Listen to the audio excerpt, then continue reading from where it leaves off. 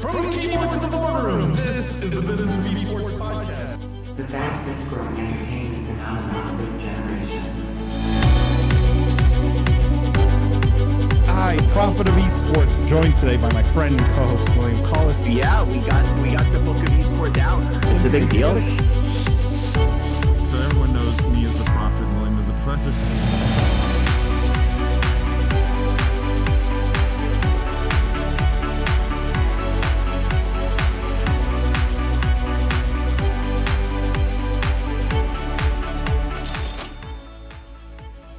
The Business of Esports podcast is sponsored by Esports Entertainment Group, a leading esports and online gambling company.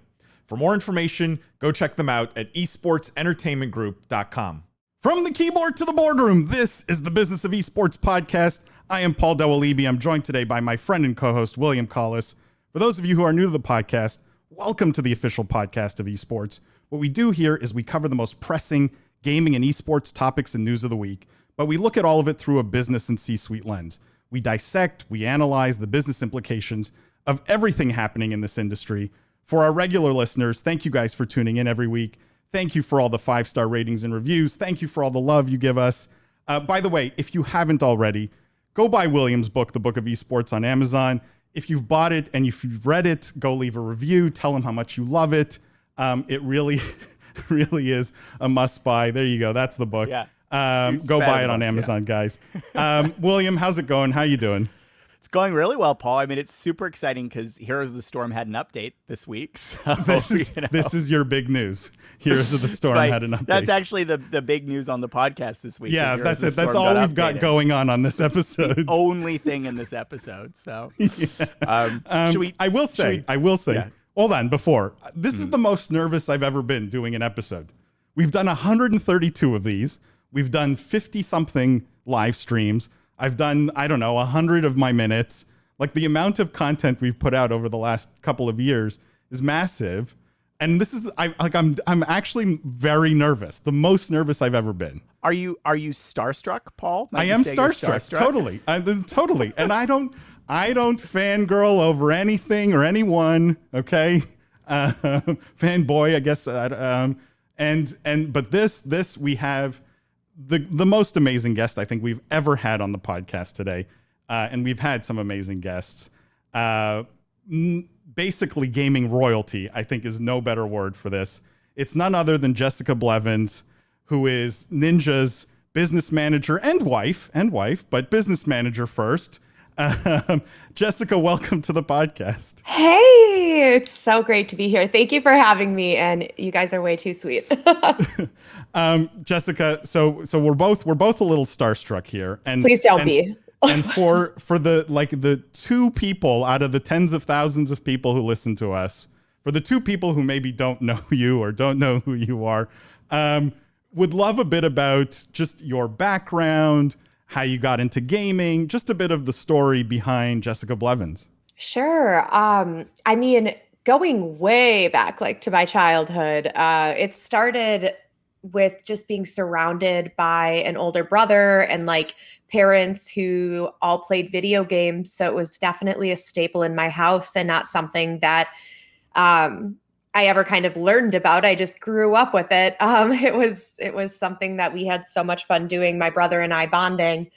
And the older I got, and the older he got, the more mature the games got, and not so much Mario Party, but all of a sudden it's like we're playing Halo after our high school lets out. And that's how I got into that scene. And slowly but surely, I started learning about that there was even a competitive scene for Halo. Like, people can do this professionally. What in the world?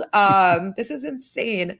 So yeah, I had so much fun with that. And when I learned that you could actually really make a living in this space, I had went to a Major League Gaming event in Orlando, and it was when Halo was still really, really big. It was like the main title at the finals when I went to that. And oh my gosh, I stood in every line. I remember making like a free Stride gum t-shirt and then, previewing a game, drinking all the Dr. Pepper, because you would walk in and it was just like a huge Dr. Pepper thing with all these Dr. Pepper girls. And I was like, I want to be a Dr. Pepper girl. Like, I want to work these events. You just get paid, you get to be here. So I actually hustled for a while to try to be a Dr. Pepper girl with MLG, and like through those events, it never happened, unfortunately. But I mean, there's still time, Jessica, right? I mean, it's not too late for back. Yeah, Tyler, catch me on my break at the Dr. Pepper booth. It's so sad though, that, I mean, the Dr. Pepper's just not there anymore. But yeah, I mean, I slowly just saw as a fan of this scene and like, oh, I'm going to a Halo event. Like, I could work here. I can do brand ambassador work here, which I was already doing a little bit of in college with other companies. And I thought I would love nothing more than to do this in the gaming community specifically. So I started doing that. And then once I graduated with a bachelor's degree, I tried out recruiting for a little bit in human resources. And that was really cool and everything. But I just felt like I wanted to do more than sit at like my small town where I grew up, local agency, and, interview people. So I started managing Tyler and focusing on my stream simultaneously. And here we are today. It was a good decision. And I'm just curious, like the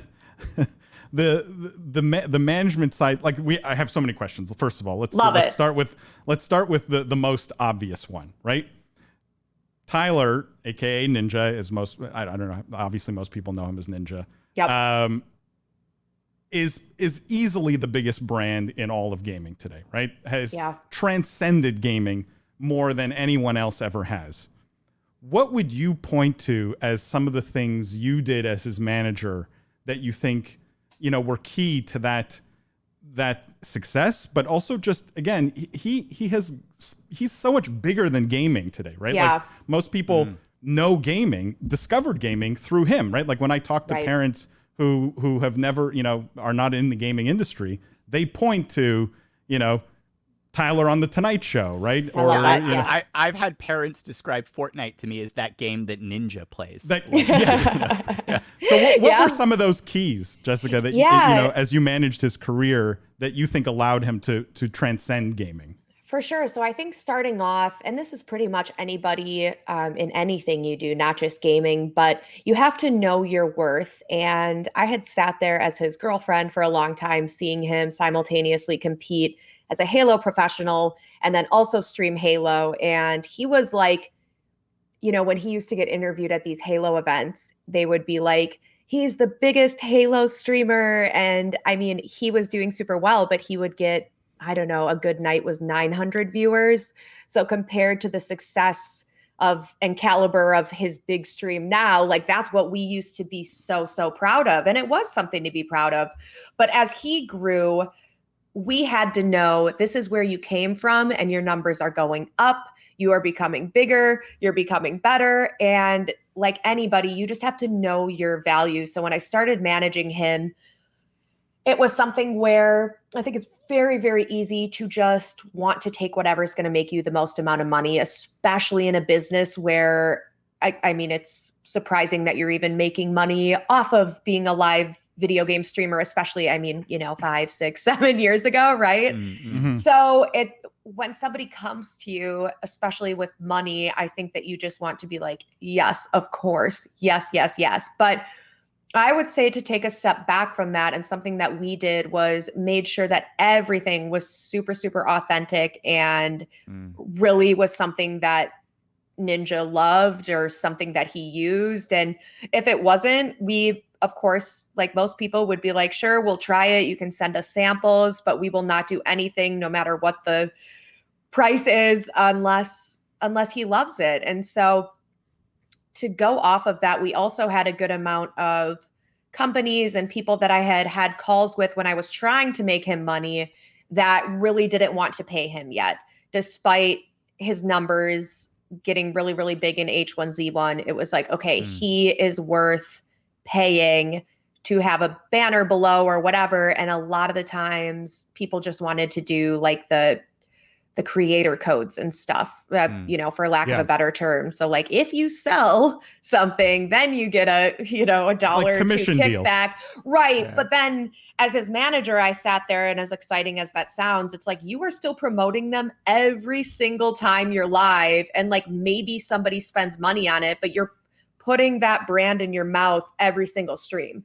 So of course, I think there's a point where it does make sense for people to do those codes, and Tyler's had codes before, but once the numbers are there and you can compare it to other streamers, like I'd scroll down on their Twitch pages and see Summit and see Tim the Tapman, who had sponsors down below. And I'm like, I know they're getting paid for that. And now you're getting the same numbers as them sometimes. Like, that is who I would look to, the people that had already had those numbers. What can I expect? What should I be pitching? So that's, I think, something that I did with that really, really helped us grow his brand, was just not underselling him and knowing his worth. And sometimes the power of just saying no.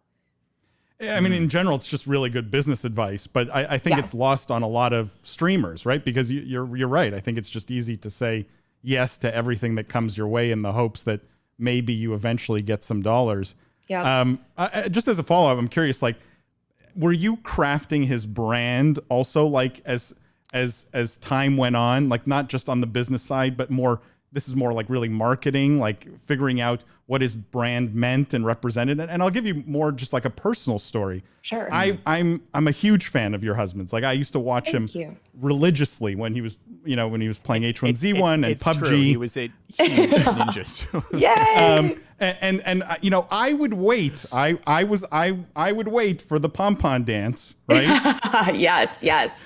But like some of those things have not gone away, right? He's still himself. He's still his character. But like I've seen an evolution in his brand. Was this something very conscious on your part?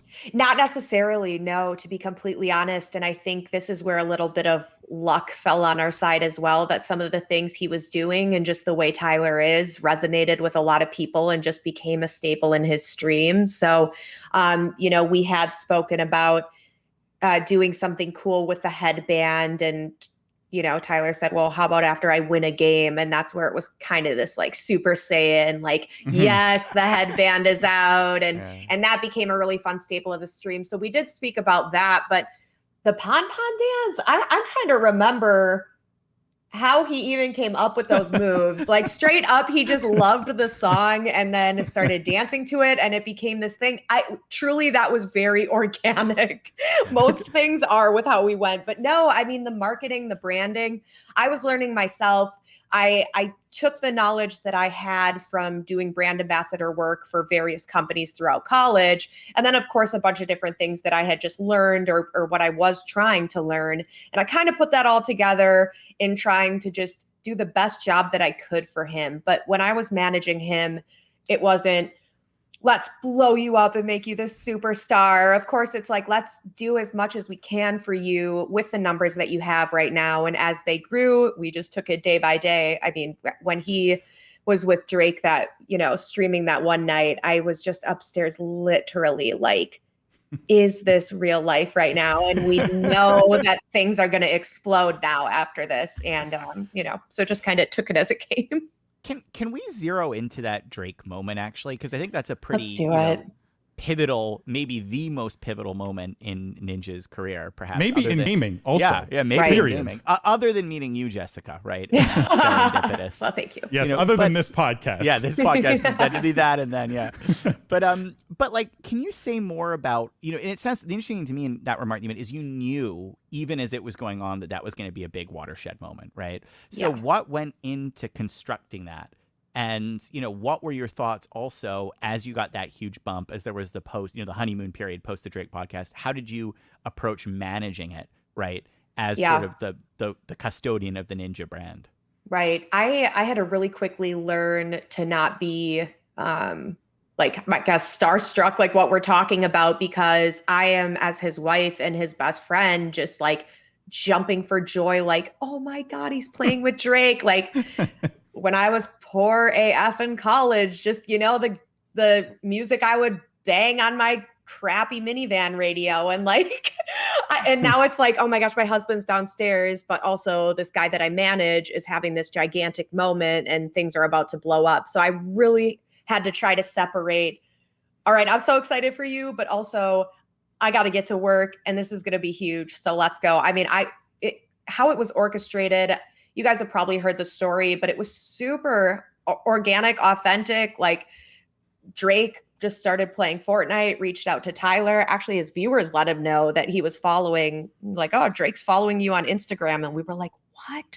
And they had DM'd each other a couple of times. It's like, oh, I'm going to the studio. We can game tonight, this, that. And then, it'd fall flat and they'd kind of miss it. And that one night, same thing, just another message. And, Tyler's like, I'm not going to get my hopes up because, we've talked about this many times. And sure enough, boom, I'm on, add me here, and they're live. And, Ninja's just on Twitch and now he's playing with Drake. And it's just like, oh my, this is insanity. Insanity. And I think after that, the next morning, the amount of emails in my inbox, and most of them were just media sources. Of course, like that is the first time a lot of people who didn't know anything about the gaming space heard about the gaming space, like superstar, pop culture, rapper, entertainer Drake is playing video games with a kid online, essentially, I think is pretty much what people heard. And then they just wanted to know about it. Like what the internet broke, like the streaming records were going crazy. And it's like, what is going on? So that's when we really started to get media requests. And I would say that's when the first time his brand was able to kind of extend and surpass just the world of gaming. We had that platform and we took that to really just, Tyler educated people in the best way possible about everything that people just didn't know. So yeah, that really did so much for his brand. And we are forever grateful for Drake and that awesome night. Just as a segue from this, talking about superstars and rappers and athletes and some of the famous people Tyler has played with, all of these people very recently have started to invest very heavily into esports and gaming. Like you're seeing Drake make investments, you're seeing athletes make investments. How do you guys, how do you, Jessica, and Team Ninja, I guess as a whole, approach sort of making investments in the space, and like what do you think of this whole trend in general of entertainers in general and athletes in general investing in the space? I think that it's super smart, just also coming from someone who's getting into investments like in this household myself. You see NFTs, you see something trending and blowing up and you're like, you'd be dumb not to get into it. And I think that's what a lot of people are seeing. Like everyone's in this space and it's almost weird if you're not in it. So I think it was obviously groundbreaking when we had Drake and Scooter invest in 100 Thieves. That was just like, holy crap, this is huge for an esports org to have those two names behind them and backing them. And, we've had conversations with Mark Cuban before around doing things with orgs and whatnot. And just everyone wanted to be in on this. It was, the numbers speak for themselves with how gigantic the viewership is and the marketing. And I think people just see a really, really good payout there. And switching gears to looking at how we can invest ourselves back in this space, I'll speak from a brand manager standpoint. We've, of course, thrown around the idea of, do you want to start your own org? What would that look like? I think that's a question that people still wonder, is Ninja going to end up popping out with an org or something? And, I'm like, if we do it, we got to do it big. Like you and Mr. Beast come in together and, something like those are the things that go on in my mind that I haven't talked about. But it's like, if you're going to do an org, let's do it big. We'll for sure announce it on this podcast, right? Like, for sure. Exactly. Tyler's just not overly interested in starting his own org. And being friends with Nade Shot, we have seen how much work that takes. And with everything else that we're doing right now, I just don't think he'd be able to do full-time streaming, doing voiceovers, PR work, traveling, all of these things, and starting an own his own org, right? Yep. So then the conversation shifts to, well, do we invest your brand and your likeness, the Ninja brand, and back an org? And of course, we had a lot of conversations about that when Tyler was blowing up with Fortnite. A lot of different orgs wanting to represent him and have him on their team. And you see that a lot right now with top streamers and people just pretty much, it's like they're backing one of the handful of like, I don't know, I suppose designer name orgs that people know at home. And it's almost like an extra title, I feel like, for people to have now. And it pays off for those orgs, obviously. It's super smart. But like I said to you guys, we've been super methodical with everything, and we don't want to just take a paycheck or take equity in an org. Like once Ninja backs an org, I feel like there's, probably no going back. It's like, that's who we back, and it's going to be a lifelong like marriage with that org that he represents. And so just like anything that would be long-term, you want to make sure that you're being slow and you're not jumping to a decision. So like I said, these org conversations started happening back in, 2018, and here we are almost halfway through 2021, and we're still having those exact same conversations, just trying to figure out what the right move is. And if we don't know the right move, let's not jump into it. Are you guys looking at other investments in the space where, Ninja's brand brings a lot of value? Totally. We've been kind of quiet about our investments. So we just started doing more investments probably like a year and a half ago. But one company that we're invested in, and they've talked about it, but I don't think it's super widely known. The company's called Athlane. And what they're doing right now, if you guys know, it's so cool. When they presented this to us, we were like, we have to back this. And Tyler was just over the moon about it. I mean, you can just go on their website and pretty much like cut out the middleman, me, take the manager jobs away. And they already have brands connected with like, you'll get, $100 to shout them out or do a tweet with your numbers. And I think that is just completely changing this game, because there are so many streamers. There's a lot of streamers that get 100 viewers. There's a lot of streamers that get 200 viewers. And those people can make money. But it's like, how are they being represented when pretty much the big companies only represent the high numbers, the top 1% of streamers? How can people like that make money without signing their life away in a contract to an agency or paying a ridiculous amount in fees? And Athlane really bridges that, and we're so passionate about it. So that's something that we are invested in this space that we think is a game changer and really helping out people. So we're always, like Athlane, looking for something that is just kind of groundbreaking right now in this space. I would assume too there's a lot of pressure, like looking at like vetting investments in the space, just when you're a brand as big as Ninja, right? Right. Tying that brand to anything comes with a certain amount of risk, right? Yeah. Is it like, because good or bad, right? There's repercussions that you probably have to consider that most normal investors don't. And I don't know how that factors into your the way you evaluate opportunities and things like that. Yeah, I mean, I've been really fortunate because part of what I started doing with Tyler once he blew up, I was like, all right, I need some help, right? Like I cannot do all of this on my own. So that's when we paired with an agency. I've slowly over the last couple of years built out what I love to refer to as Team Ninja. That includes now his PR team. He's got a social agency. We've got a gigantic law firm behind us that we speak with weekly. We've got a financial advisor.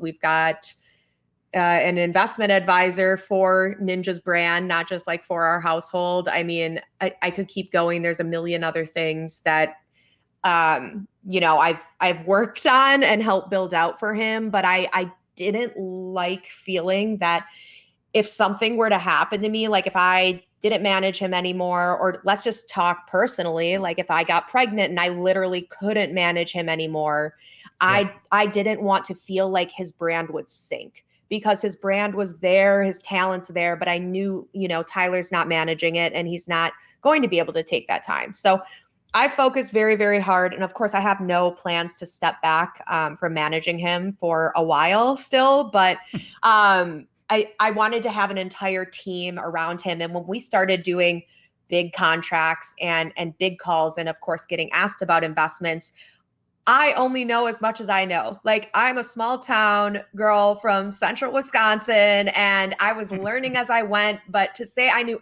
anything about investments or a little bit about contracts, enough to, maybe read a paragraph and be like, okay, this kind of seems like you're effing me over. But you need somebody that knows the language and the nitty gritty behind the scenes talk. And I didn't know that. And I felt like as his manager, it was my job to get the best people behind him that could give him the best guidance in those spaces that I wasn't super knowledgeable in. So, I mean, it's really smart, right? Like, great companies have succession plans and all these kinds exactly. of things. But I guess we're announcing no mini ninjas yet. No mini ninjas yet. No, not trying. No mini ninjas yet. You heard it here first. I get asked that all the time. Are you pregnant? No, I've just gained weight. We were all in quarantine, people. Well, they would be extraordinary streamers right out of the womb. Right? I know. My gosh. The potential, yeah. So this is interesting. So I kind of want to pivot the conversation a little bit and talk about another, because I'm sort of interested in these milestone moments in Ninja's career. And, one I'm very curious to hear you reflect on is Mixer, and sort of the Mixer decision and the move to go exclusively to that platform, maybe starting there, and sort of what drove that decision, particularly through the eye of authenticity in the Ninja brand. Because it seems like sort of what you're saying is you're so careful about committing to things, right? You recognize that whenever you attach something to Ninja, it's basically, in many instances, it has to be something he truly loves. And if it's something with any permanence, it's effectively a permanent marriage, right? Like, you're basically, it gets that stamp. So can you say more about the Mixer move and what led to that? Of course. And you feel comfortable with it?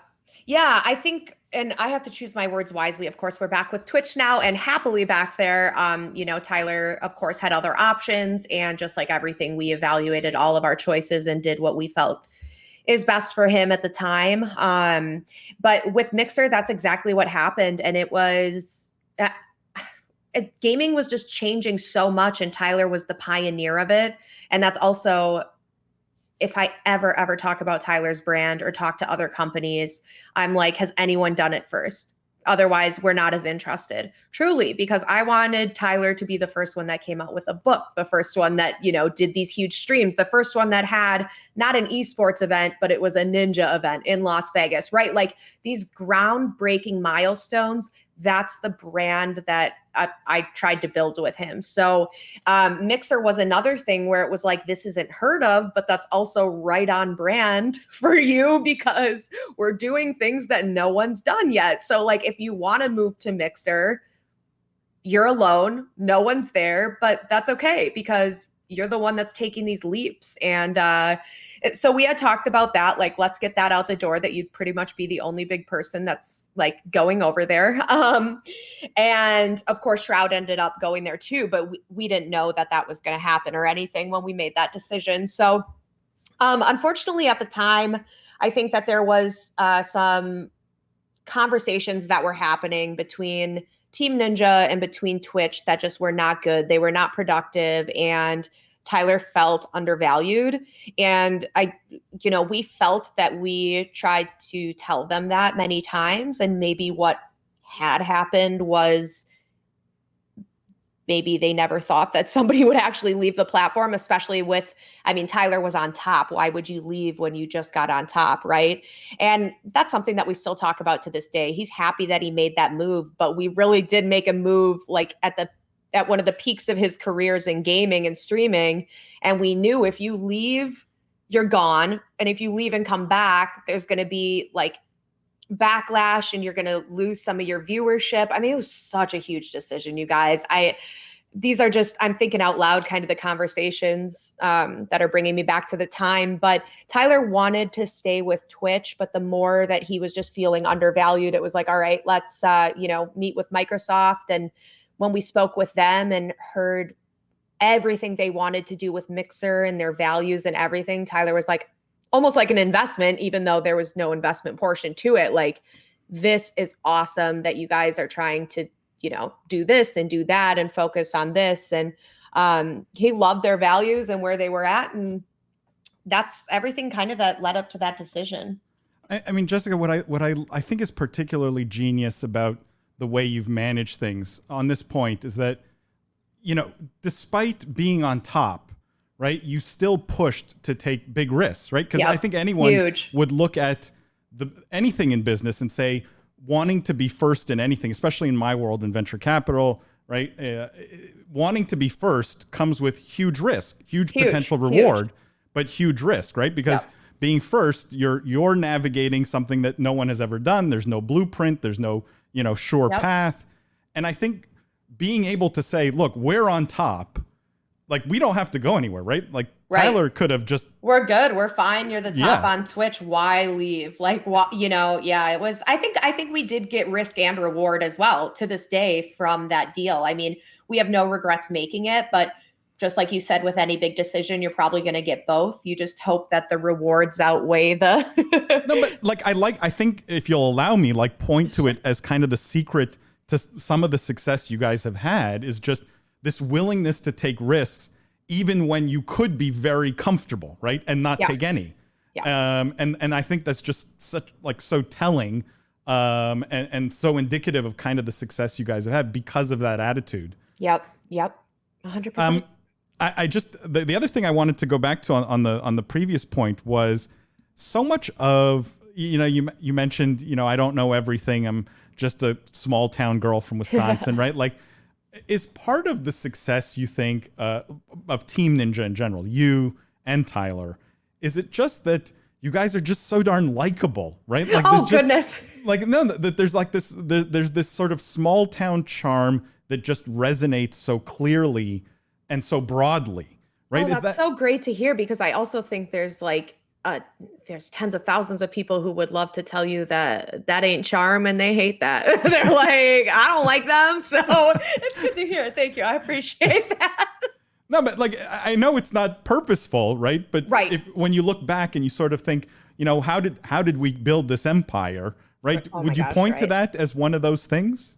I think that it definitely helped us just stay grounded, and we had good family and friends around us, and we never thought Hollywood, LA, things are you're going to become a celebrity and a household name, and when those things were starting to happen, where we came from and our roots really did keep us grounded in making these decisions. Like, every dollar we made was appreciated with where we came from, and being able to do things that we never thought we would. Like, all of that really, really helped with how we grew up and how we were raised, for sure.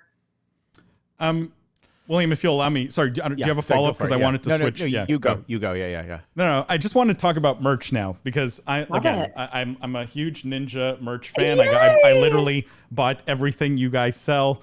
Thank you so much. And merchandise is a big driver in esports and gaming, right? Like, I joke about the hoodie orgs, right? The face cleanse, the 100 Thieves, right? And we, as a joke, Business of Esports did our own merch. So, just because everyone's got merch. Before in gaming, we have to. Our merch is very good, though, by the way. I love that. How have you guys approached merchandise, and what has really worked for the Ninja brand, right? Like, did you look at the space? Did you look at what 100 Thieves was doing and say, we want to do something different? Like, I know you guys have done far more than most.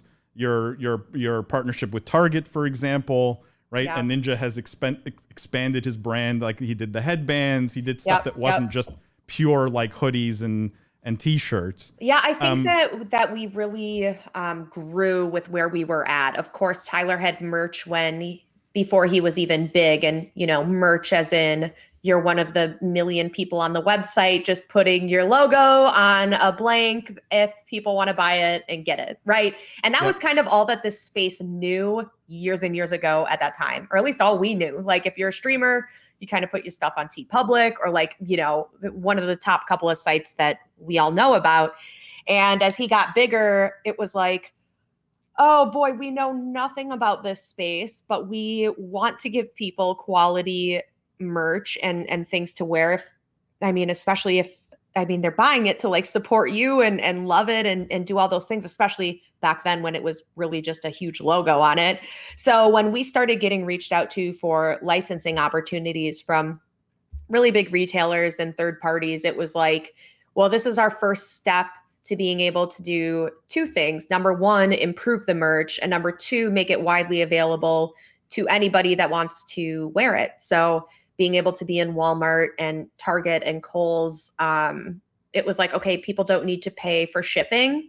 And that was something that we straight up talked about, like, all right, let's have merch still online, and that's going to be our really high quality merch. But then we're going to allow people to get affordable merch hopefully right down the road at their local place if they want to support you. It's not like we're discriminating. I know a lot of the things right now are the price points on merch. So if there is a company that has really good merch, it's normally selling for a ridiculous amount. So what we wanted to do was be very, very thoughtful of everyone and their bank accounts, and not look at merch as a money-making opportunity, but look at it as something that we wanted to provide for the people that want to support us. Because that's straight up what it is, right? Like, if you're spending your hard-earned money on our merch, we want you to get it. And like you said, Paul, like, I love it. It's super high quality. It's really good. And we didn't want to break the bank. Like, so that has been the thought process behind Team Ninja. Thankfully, we connected with Jeffree Star, and he owns an entire, he started his own company called Killer Merch. And we had already been having conversations before that. People were flying in. We'd rent out a dinner room, and they'd throw a bunch of samples on the table. This is what we can do for Ninja. And I'd say, okay, so this is like a really cool design, but this is the same type of shirt that we've been having. So like, what is the difference here with like your company? Well, I mean, we could do higher end, and we could do cut and sew and all these things. And it's like, we're not here to just make the exact same thing, pretty much. And then we were also talking about just being environmentally friendly. So what's the packaging that you do? Because a lot of the merch you get all comes in plastic, wrapped in plastic. And Tyler and I, he doesn't talk about it a ton, but we try to be really environmentally conscious and friendly.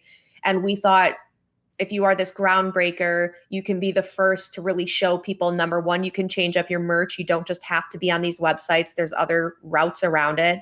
And then number two, let's be cost conscious. And if that means our margins for profit are going to be lower, but we're doing something good for the earth, that's what we wanted to do. So every decision that we made with the merch, at least over the last 2 years, was really with the consumer in mind, not our paycheck or our profits or any of that. And that's what we continue to do. So, Paul, if there's anything you don't like on any piece of merch, let me know, because we just want everyone so happy with it. We put so much thought and time into it. Jessica, truthfully, I need to figure out who makes these hoodies for you, because I want this hoodie, but yes. I would like a Business of Esports version Love also. It. Yes. I just had a follow up though. Like, who came up with the headphone thing? Tyler. Was that Tyler? Yeah. Because you guys, to your point, right? It beyond just the high quality and the nice designs, it's truly innovative. Like, no one had done a hoodie like this ever. Thank you. Right? Yeah, Tyler, he's an idea man. He always has been. Like, whether he was big or whatever, he has all these ideas. I mean, we'll be driving. He'll be like, I have this great idea for people that get sleepy eyes when we're driving. He pitches it to me once every 3 months. I won't say it in case it does end up becoming a thing like the hoodie, but he has all these ideas. And one of his ideas was that. And so when we actually were able to sit down in the room with the crew at Killer Merch, they were like, we can make whatever you want. And Tyler said, oh my God, I've always wanted to be able to have my hood up and still hear and not have that distorted. And they were like, done, we can make it. Let's look at hundreds of different mesh patterns and how thick they were, how thin they were, the location. I mean, we did very, very intense, Tyler stood up in the room. He's a tall guy. I'm super short. So we wanted it to be able to work for, no matter what gender you are, no matter like how tall you are, how much you weigh. We really wanted it to be universal, which can be super, super hard with merch. So we designed it to be a bit longer just to fit like Ninja and his height, but it also works because it's just nice and big and comfy and you can size down if you want. So but that's also an interesting follow-up because, sorry, William, I'm No, you know that. I love the hoodies. Like I really love them. You guys, everyone listening has to go buy a Ninja hoodie. But there's this, like part of it also is just the attention to detail. And I'm curious, like for example, coming with a nice wooden Ninja, like what do you call, like hanger? Yeah. Right. Yep. Was all this very like conscious decisions on your part, like to try and make it more luxury, at least the not the stuff that's in Walmart, Target, etc., but like correct. And did you have different demographics in mind with all of the merch you're putting out? Like, do you have a good sense of, we're really going after male gamers, 18 to 40 here, and this piece we're really like. Do you guys think through? Not so much. Otherwise, I think we would have done children's sizes, which we don't have child sizes, and we haven't launched those on Team Ninja. Maybe coming, but we were like, let's just make this a more mature, high quality place for people to shop. I think a lot of people started just associating Ninja with kids and Fortnite and games and like these t-shirts at Walmart and people doing the pon and flossing, and it's like he has this. Kind of miss the pon. I do too. But we were like, you have this entire demographic of people that are older and want more mature things and want more subtlety in the branding and don't just want to wear a gigantic logo. So all of those things we focused on for teamninja.com. And that's where everything that we do on that website is just based off of the older audience, the people that want more subtle branding and, are down to pay a little bit extra, but knowing that they're getting like a very unique piece. And the hanger came from, I shop at, I was going to say, it feels very Louis Vuitton or Gucci. Or very like... much. So Louis Vuitton, one of the coolest things when we were making money was like, oh my God, if I buy something here, they send me home with a free hanger that has their name on it. Like, this is lit. I don't have to put it on like a plastic Walmart hanger. What? Like that to me was one of the first really cool things. I was like, ooh. I thought like my shirt on a Louis Vuitton hanger, my one shirt in our closet, like, yes, this is my, my success, my little treat myself here. And I just remember how cool that felt to be able to have that included with your purchase. So again, that was another thing we said, we don't care. We'll take a hit on the profits. We just want people to be able to feel that they're getting their money's worth and that this is like a purchase that makes sense, right? I think everything we're doing on there, it's not like it's cheap, but it's very affordable. We didn't want to make it so like only 500 people can get a piece and we sell out, like we have sold out of things, and that's always great. But also that's where I'm learning in the merch space as well and working with Killer Merch on maybe we raise our inventory in size extra large and then reduce it in size small. Again, we're trying to be environmentally friendly, not have a surplus of inventory, but also have everybody who wants it be able to get it. Maybe they don't get paid until next week, but you're dropping tomorrow. Like that sucks for them. Yeah. And we didn't want to have that be the case. And I think that's one thing that we're doing in the merch space right now that a lot of people aren't, is having these drops be available to people for a while. Because most people, it's like, oh, you got to get it within the hour. It's going to sell out. And you're like, damn. And that's cool too. It's very much kind of like a brand, a luxury brand thing as well. Like, oh, I got this hoodie and whatnot. But yeah, that's just where our thinking comes from. A little different than a lot of people, but we love it. We support it. William, sorry, I cut you off a couple times here. I have a question about balancing accessibility with saturation, because, one of the big things I keep taking away from hearing you speak is we want the Ninja, like the Ninja brand doesn't need this ivory tower brand, right? Like we want to make sure it's, like I liked what you said, like at Target without shipping, right? Like it's a very touchable, tangible brand that everyone can reach out, can have an experience with. Yep. At the same time, the risk for brands that go that path is they oversaturate. You're like, oh, Ninjas everywhere. Come on, guys. So true. Like CVS, Kohl's, like it's even, what is this? Even at the bus stop, what's going He's on? on frickin' underwear. Come on. I was gonna say the underwear is the only piece of merch I don't own. The truth comes out. The truth. We can hook you up with that. But no, I mean, William, you're so right. And that was something that we started learning as well. It was like, all right, there's a bunch of companies that are willing to pretty much license your logo on anything that we want. And so like, where do you say enough is enough? And I think that there was for a little bit there, Tyler and I had talked about it.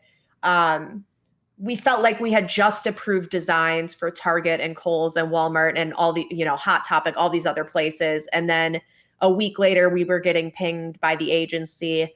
There's another lot of 10 designs for you guys to approve. They want to get them into production within the next couple of days. Can you please respond to our email? And we're like, I was getting annoyed. I'm like, we just freaking launched a bunch of shit. Like, I'm sorry, excuse my language, but I'm like, what in the world? And then it'd be entire pajama sets and socks and just 7 new colorways of shirts. And it's like, okay, this is becoming almost like a choice overload for fans and for supporters. Like, I don't want to go in and find, 15 different shirts, especially when they're more for the youth. And I'm sure their parents don't want that either. Like, if you want to get your kid the Ninja shirt that's at Target, like there's only a few to pick from. And so we did have a little bit of overlap there where we were like, pump the brakes. There's way too many different licensed things going out and way too quick. So yeah, that's a super good question, William. Kind of learned that the hard way and just not knowing and then having it happen and be like, all right, we got to reel back. Well, then I have another super good question, or hopefully this is, I don't know, but this is a question I actually love to ask people, and I'm always surprised by the response. It's a little bit of a weird one, but bear with me. It's, what do you wish somebody asked you about the experience of, basically creating the face of gaming, right? Like, what is a question you wish somebody asked you about that nobody asks? Like, what's the window in there? I think, and of course, everything is like very business centric, but I think people often forget that, like we're people, and I wish that there was more of a conversation around mental health, because all of the decisions that we've made and all of the spotlight that very quickly came on Tyler was very, very tolling on his mental health. And I just don't think that's anything that's ever been discussed. And, maybe Tyler will eventually discuss it one day, but like a lot of people, you just start to look at them as like online robots, and, like you don't really think about the toll it took on people. And yeah, I kind of wish that was a question that was more talked about. Jessica, is there a temptation sometimes as a consequence to like want to pull back off of social, want to get out of the limelight? Oh, yeah, for sure. And I think that's where it's going to help, this team that I built out. I was seeing, Tyler and I, and just the ridiculous comments that we get like every single day when you open up any of your social medias. And thankfully, at least with us, we've built up an immunity to it where it's not like I read something or he does, and it's like, I can't believe that. And we get all like sad for the next 5 hours. But it's almost scary because you become numb to it. And that's like also not good. You becoming numb to somebody like being so mean about you. But we've talked about that and what I wanted to do with Tyler, and what I always remind him as his wife part. And I always like to preface things like that. This is me coming as your wife now, Tyler, not your manager. Cause your manager is going to tell you, keep grinding, baby. Like, but like as his wife, I have told him a bunch of times, if tomorrow you say, I am done, like I can't take anymore, you have my full support, and we can back out and you can retire. You've busted your ass. And if you decide it's enough, I'm done, then I got your back on it. But I think that's something comforting for him, is just knowing that he could stop if it became too much. So he never feels stuck. Well, retirement is an interesting question, and hopefully this is maybe the more positive spin on it, which is the ninja legacy, right? Because at this point, I imagine you guys have the discussions that, very successful, entities or anything, which is, it's less about what you're doing today, and it's more about, the story you want written in the history books.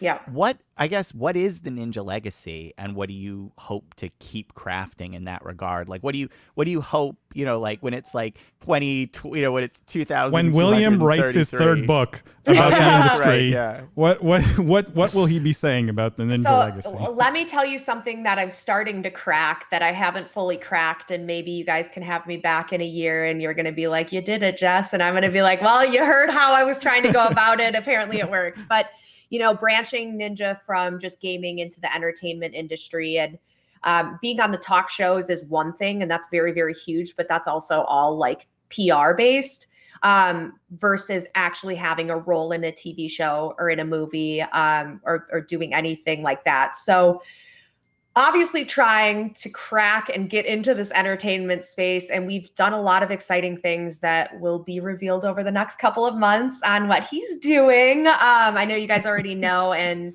I like Pokimane and some other people make an appearance in Free Guy with Ryan Reynolds as well. So that was really, really cool.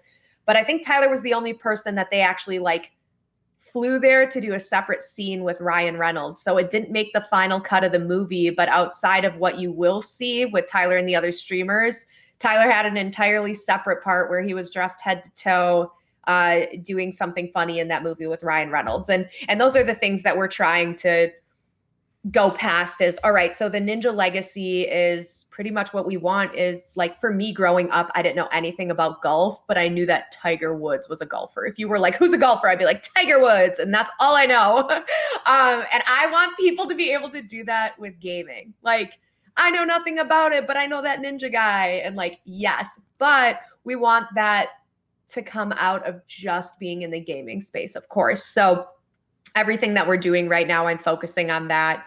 And when I have calls with different animation companies and these big studios out in Hollywood, one of the ways that I express to them where we want Tyler's brand to go in this space is how Kevin Hart was like a stand-up comedian. That was his shtick. Like, you knew he was.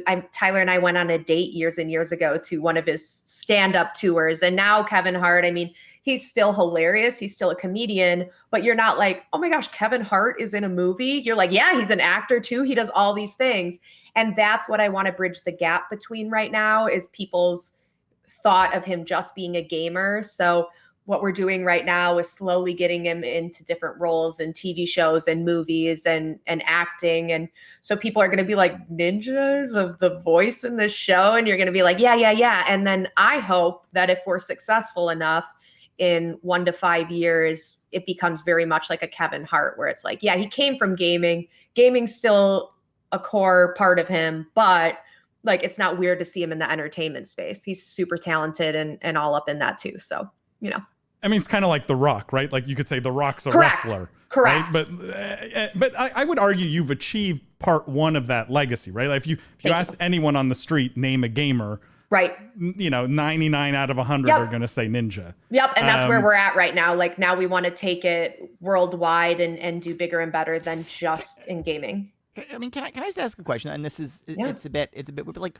but why? I know this is consistent with sort of how you describe things, as you guys always want to be the first, you want to reach, you want to take, in many ways, this is almost analogous to sort of the Mixer decision that we talked about earlier, right? Like, sure, you're at top on gaming, but there's another frontier. Let's keep going. Like, let's. Yeah, go I love it. Frontier. I love totally. that. So it's like, it's not, let's try to make you as famous as possible. It's, what do you want to do? And that's where those conversations happened with orgs as well. Where do you want to focus your time? Do you want to get off stream and make your own org and put it all back into the gaming space? And Tyler has always had a passion for doing impressions, voices, acting. And so he was like, if I could do voiceovers and if I could get involved in animation, whether it's making his own show or helping produce scripts. Since gaming's becoming so wide now, we're working on different executive producer titles for Tyler, where he gets off stream and the movie or TV show company calls him and they kind of run the script past him if it's gaming or esports based, and Tyler can be like, yeah, that's cringy, or no, you guys are nailing it, or maybe add in this, and get his feedback on that. So there's a couple of different things that we're doing in this space, but they're all things that Tyler loves. So you know me, I'm going 100% since he loves it.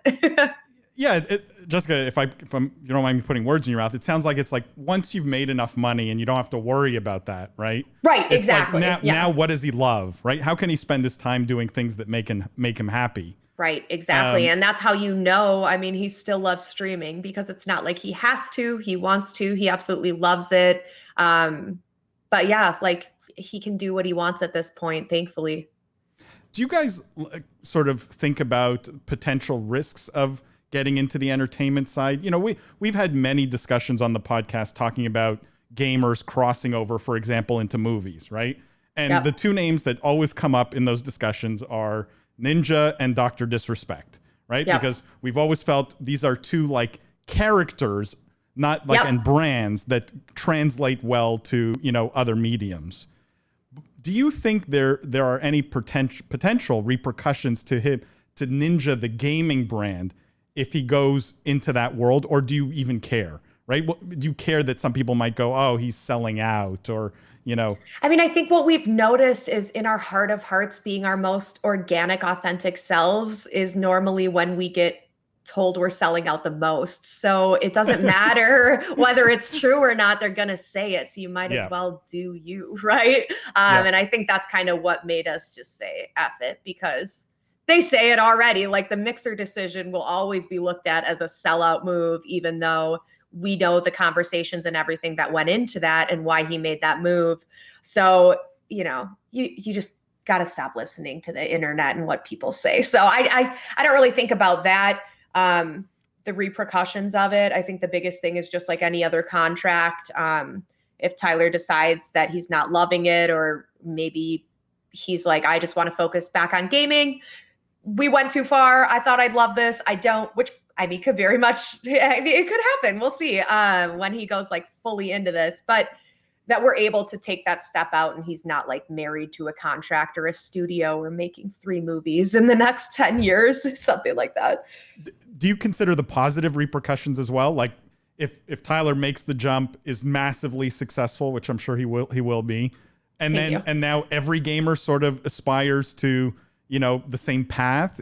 Do you look at that at all? Yeah, I always think, just as his manager, I always think about the upside of things. It would be awesome if we could make his brand bigger. It would make him bigger, the brand bigger, and it would just be huge. So that's always a goal and always exciting. But I don't think it's necessarily something where we're like, then other people will want to do it. Like I said, Tyler loves doing these things, and that's why he's doing voices and things in the entertainment space. But there's going to be successful streamers that literally don't care at all about that stuff. But I think that what we always love is being able to show adults and kids alike that you can really do whatever you want. And maybe you're going to do it and fail. Maybe you're going to be on The Masked Singer. You're going to get out the first episode. It's going to be awkward. It's going to be a very weird journey. But like, put yourself out there and do those things. William, I don't know if you had any other questions. I have one last one. Go do your last one. I'm curious. I want to hear what it is, Paul.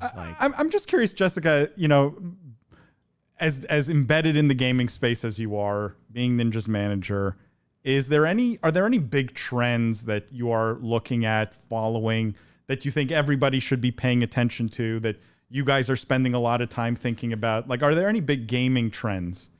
I think one is just these insane collaborations with people that aren't in gaming, but bringing them into the gaming space. And we've seen that, with the AOC stream, with Among Us. We've seen that with a lot of different people playing Among Us, Jimmy Fallon. And obviously we saw it start back with Drake and Travis Scott. Like, there are a lot of people that are coming into the gaming space that are not, they're known in other spaces. And I just think that that's something that a lot of people are getting behind now. Valkyrie is doing a really good job of it. She is doing a lot of different collaborations. Her brand skyrocketed over the last year. And, she's in a Machine Gun Kelly music video. She just did another one. She's killing it. But then she brings these people back like, oh, come play Among Us, or let's try to do this. And I think just the collaborations with people outside of gaming is a huge, huge trend that's not going to go away. It's really helpful. You mentioned some of these people. Do you ever see yourself managing other talent in the same way you've managed Ninja? Like, again, you have this track record of massive success. Yeah, thank you. Like, could you apply it to other people in other brands? Are you ever going to ask me to supervise my Heroes of the Storm streaming? I love it. I love it. I do. I have thought about that, definitely. It would have to be a certain person. And, like I was lucky that Tyler had the talent. He already was funny and good at the game. It's not like I molded this person from clay. Like, he already was super good. You married him, so you did some molding, right? Let's be clear. True. But, I have thought about it actually outside of the gaming space. So I've had 2 different people that are very, very big come to me and seriously ask them if I would manage them. One is an NFL player. One is somebody that's in the beauty space. So those are conversations where I would just want to make sure that if I did start managing another person, that it wouldn't take away from the quality of work that I'm doing for the Ninja brand. And that's kind of where I'm at right now. And also why I'm building out a team. Maybe I'll end up having some more time once the Team Ninja team is built out enough, but then I'll give it away and start managing another person too. We'll see. Very to be cool. determined. But there was an interesting thing you said there, and this is kind of, I think, maybe a nice wrap question, which is you said, I'm lucky he was good at gaming, I didn't have to but like, I want to pause on that, because if you think of everything we've talked about sort of over the last hour, right?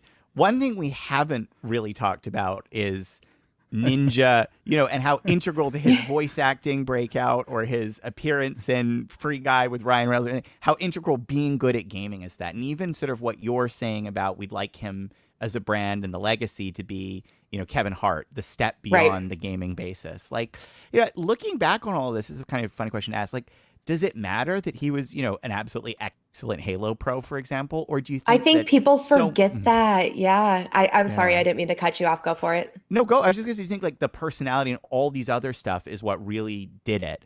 And at the end of the day, the gaming skill, it was maybe why he started on Twitch, because he realized I'm good at gaming. I can have a channel here. But that was like not a necessary condition for this. You know what I mean? It was a really good combination of both. But I think where we're at now and where we've been over the last year, like these other things he's doing, because he got those numbers and that was mainly his personality at that point. Like, I think that was way more important than being good at gaming. And I think we're seeing that with a lot of the top streamers right now. They're not necessarily the most insanely amazing, talented gamers, but they're hilarious. They're fun to watch. They're funny to watch. They talk with the chat, they interact. And I just think that's become bigger, at least from a live streaming point of view, unless you're in the competitive space, which he's not anymore. So yeah, for streaming, personality tops for sure. That was a clear shot at Tim the Tap Man, if he's listening. Or was it at Courage? No, I'm just kidding. Jessica, thank you so much. Thank you. It was such a pleasure having you. We are just completely honored to have you on this podcast. Just before we wrap here, is there anything, like if people want to follow you, if they want to keep up with what you're doing, how can they find you? Sure. Yeah. So I'm pretty much on all social medias at Jessica Blevins, just my name, very easy. And I stream in my free time. I'm surprised I still have some, but building my own brand simultaneously. But yeah, y'all can catch me there. So thank you guys so much for having me. Truly, this was awesome. And all of your questions were, they kind of made me reflect. I'm like, I'm going to go have a glass of wine and cry. I'm like, it's been a journey. It really has been. William and Paul, they really reminded me tonight. The next time you're on, it'll be a wine stream. We'll all have a good cry. I love you need those nights, honestly. So I love that. Whenever you guys need a good glass of wine and a cry, I'm your girl. Oh yeah, well I'll bring the cheese board, guys. Yes. Oh my gosh, you guys are so much fun. Seriously, thank you again. Thank you. Jessica, thank you. You're amazing. Guys, if you're listening, make sure to follow Jessica everywhere. Also, don't forget William's book, The Book of Esports, on Amazon. Follow the Business of Esports on YouTube, and Instagram, and TikTok, I'm and checking everywhere. that out, William. I can't wait. It's a really good read, Jessica. You should talk. Let me know what you think. The first page is the best. After that, you can sort of you can Paul put it wrote down. the foreword. That's why he says the first page. And guys, make sure to check out our live stream every Wednesday evening at 8:30 Eastern time, unless Jessica is streaming.